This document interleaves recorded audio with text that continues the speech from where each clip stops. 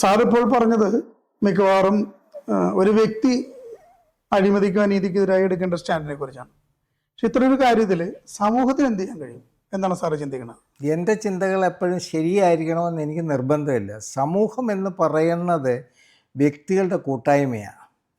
ആ കൂട്ടായ്മയിലേക്ക് വരുമ്പോൾ അതിനിടയ്ക്ക് ആർത്തിയുള്ള, ആദ്യം പറഞ്ഞ ആ ഗ്രീഡുള്ള, അല്ലെങ്കിൽ എനിക്കെന്ത് കിട്ടും, എനിക്ക് എല്ലാം വേണമെന്ന് കരുതുന്ന ഒരാൾ അതിൻ്റെ ഒരു ലീഡർഷിപ്പിൽ വന്നാൽ സമൂഹത്തിന് പിന്നെ അവിടെ ആ ഒരു കുറച്ച് കാലഘട്ടത്തിലേലും പ്രതികരിക്കാൻ സാധിക്കാതെ വരും. രണ്ട്, സമൂഹത്തിലുള്ള ഒരു വ്യക്തി പറയുകയാണെങ്കിൽ, ഞാനത് ഒരു ഉദാഹരണം പറയാം, 1/2 മിനിറ്റ് കൊണ്ട് തന്നെ. ഞങ്ങളുടെ ഗ്രാമത്തിലൊരു ഡോക്ടർ വന്നിരുന്നു, ഇത്രയും നല്ലൊരു ഡോക്ടർ. ആ ഡോക്ടർ അന്ന് മെഡിക്കൽ കോളേജിൽ നിന്ന് ഉപേക്ഷിച്ച് വിട്ട ഒരു രോഗിക്ക് പ്രത്യേകം താല്പര്യം എടുത്തിട്ട് ആ രോഗിയെ സുഖമാക്കി. വർഷങ്ങൾ കുത്തിയിരുന്നിട്ട് ആരോടും ഒന്നും മേടിക്കത്തില്ല. ആൾക്കാർക്ക് എന്തെങ്കിലും കൈക്കൂലി കൊടുക്കാൻ പേടിയാണ്. പക്ഷേ ഇത് സുഖമായി കഴിഞ്ഞ് അങ്ങേര് പോയി വാഴക്കൃഷി ചെയ്തിട്ട് ഏറ്റവും കിട്ടിയതിൽ ആദ്യത്തെ കൊല അമ്പലത്തിൽ കൊണ്ടു കൊടുത്തു.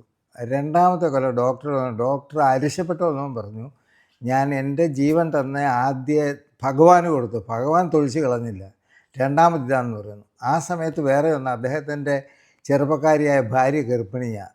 അദ്ദേഹത്തിന് ഏത്തക്ക ചിപ്സ് വേണമെന്ന് പറഞ്ഞ സമയമാണ്. അപ്പം പുറകോട്ട് വിളിച്ചിട്ട് പറഞ്ഞു, അതവിടെ ഇരുന്നോട്ടെന്ന്. ഡോക്ടർ കൊണ്ടുപോകാൻ പറഞ്ഞില്ല. സന്തോഷം കൊണ്ട് ഈ കൊടുത്ത ആൾ ഇറങ്ങി പറഞ്ഞു, എൻ്റെ യജമാനൻ ഞാൻ കൊടുത്ത് ഏത്തക്കൊല മേടിച്ചു എന്ന്. പെട്ടെന്ന് അത് ഫ്ലാഷായി. ബാക്കി മീൻപിടുത്തക്കാരൻ മീനെയൊക്കെ ആയിക്കഴിഞ്ഞ് ഏതാനും മാസങ്ങൾ കഴിഞ്ഞപ്പം എന്തേലും കിട്ടാതെ രോഗികളായി. അപ്പം ആദ്യത്തേന് അറപ്പ് അല്ലെങ്കിൽ നാണം അല്ലേ ഉള്ളൂ.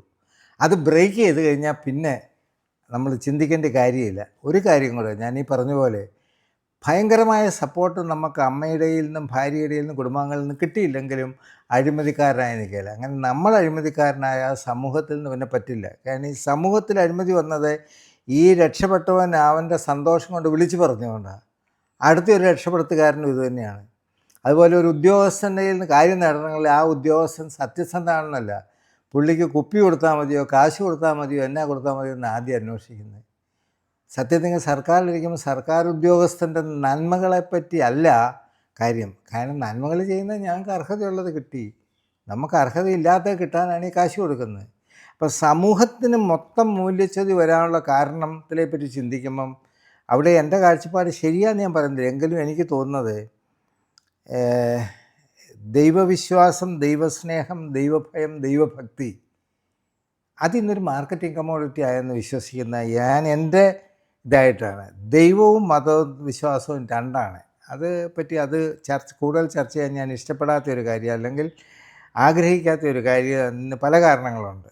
അപ്പോൾ ഇതൊക്കെയാണ് മൂല്യച്യുതി വരാനുള്ളത്. വാല്യൂ സിസ്റ്റം എന്ന് പറയുന്നത് സമൂഹത്തിൽ നിന്ന് നഷ്ടപ്പെടാനുള്ള ഒരു കാരണം കുടുംബത്തിൽ പിന്നെ ഈ ഇങ്ങനെയുള്ള കാര്യം. പിന്നെ സ്പ്ലിറ്റ് ചെയ്താൽ ഒരു കുഞ്ഞു ഗ്രൂപ്പിൻ്റെ നേതാവായാൽ അവിടുന്ന് കിട്ടുമെന്ന് തോന്നുന്നു. നമുക്കിപ്പം നമ്മുടെ കേരളത്തിൽ തന്നെ ഈ ഛിന്നഭിന്നമായ പാർട്ടികൾ വരാനുള്ള കാരണം അതാ, ഓരോ പാർട്ടിയുടെ നേതാവിന് മന്ത്രിസ്ഥാനം കിട്ടുമായിട്ടാണ്. പക്ഷെ അവർക്ക് എന്തായാലും അർഹതയുണ്ടെന്നുള്ളത് വോട്ടർമാരോട് ചോദിച്ചാൽ അവർക്കതിന് ചോയ്സ് ഇല്ല. അവനെ സംബന്ധിച്ചിടത്തോളം ആ കാണുന്ന എക്സോ വൈക്കോ അല്ലാതെ അല്ലെങ്കിൽ നോട്ടയ്ക്കോ വോട്ട് ചെയ്യാനുള്ള അധികാരമേ ഉള്ളൂ. സമൂഹത്തിലെ അഴിമതി തുടച്ച് നീക്കാൻ എന്ത് ചെയ്യണമെന്ന് ചോദിച്ചാൽ ഡ്രാസ്റ്റിക്കായിട്ടുള്ള കാര്യങ്ങളെപ്പറ്റി ഞാൻ ചിന്തിക്കാനൊക്കെ. എങ്കിലും ഞാൻ ചിലപ്പോൾ ഓർക്കാറുണ്ട്, ഈ റിമോട്ട് കൺട്രോള് നമ്മൾ വെച്ചിട്ട് കാണേണ്ടിയല്ലേ എന്ന് പറഞ്ഞ പോലെ നമുക്ക് ഈ ഹത്യ എന്ന് പറയുന്നത് തെറ്റാണ്. ഇങ്ങനെയുള്ളവരുടെയൊക്കെ ഒന്ന് റിമോട്ട് കൺട്രോളിൽ അവരുടെ ഹൃദയം ഒന്ന് നിർത്തിയിട്ട് ഒരു 3 മാസം കഴിഞ്ഞിട്ടായാൽ അവൻ ഒബ്സലേറ്റായി പോകും. ഹിബർനേഷനിലേക്ക് കൊണ്ടുപോകാൻ വേണ്ടി സമാധിയാക്കുക.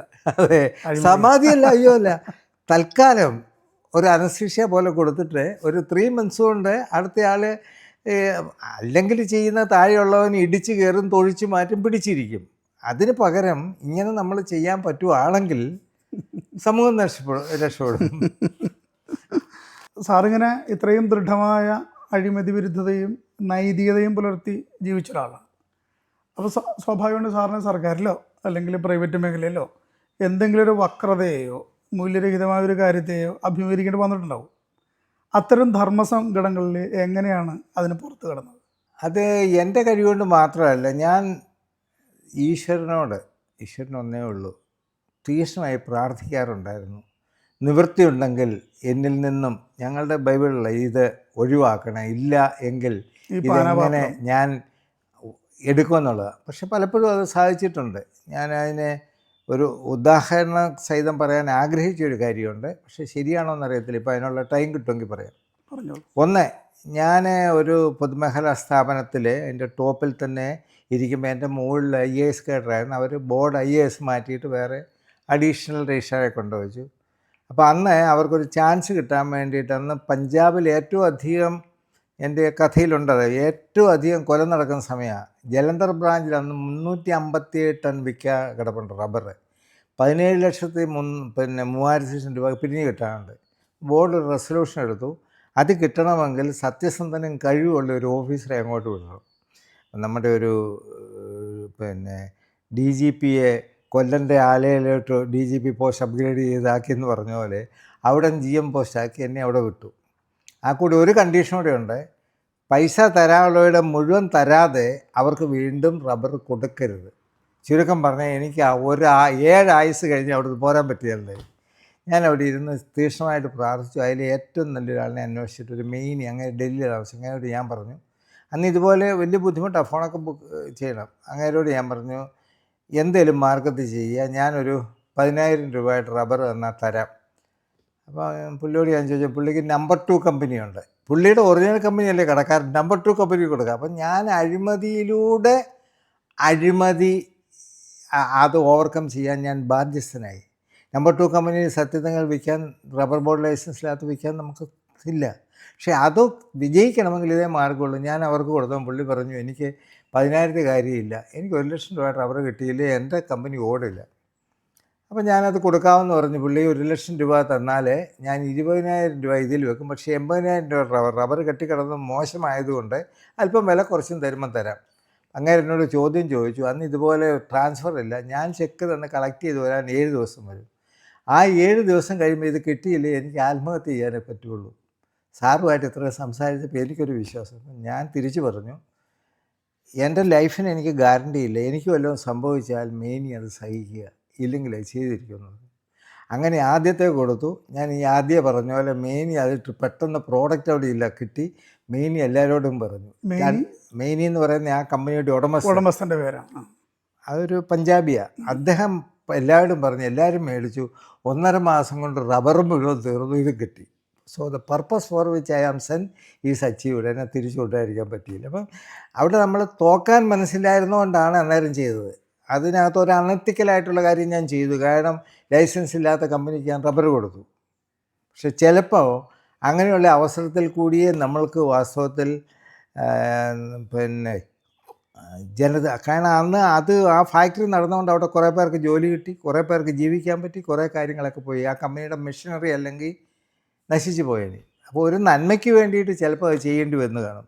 ഈ out of the box solutions ആണോ സാറ് ഉദ്ദേശിച്ചത്? അല്ല, പ്രാക്ടിക്കലായിട്ട് സിറ്റുവേഷണൽ സൊല്യൂഷൻസ്. എക്സ്പെക്റ്റഡ് ആയിട്ടുള്ള കാര്യങ്ങൾ ചെയ്യാൻ പറ്റില്ല, ആൻറ്റിസിപ്പേറ്റ് പറ്റില്ല. ആ സിറ്റുവേഷനിൽ അതെങ്ങനെ സോൾവ് ചെയ്യാമെന്നുള്ളതിനെ പറ്റി പ്രാർത്ഥന കൊണ്ടും ചിന്തിക്കുമ്പോൾ, അതാണ് ഞാൻ പറഞ്ഞത്, നോളജ് എന്ന് പറയുന്നത് ഒന്ന്, വിസ്ഡം എന്ന് പറയുന്ന വേറൊന്ന്.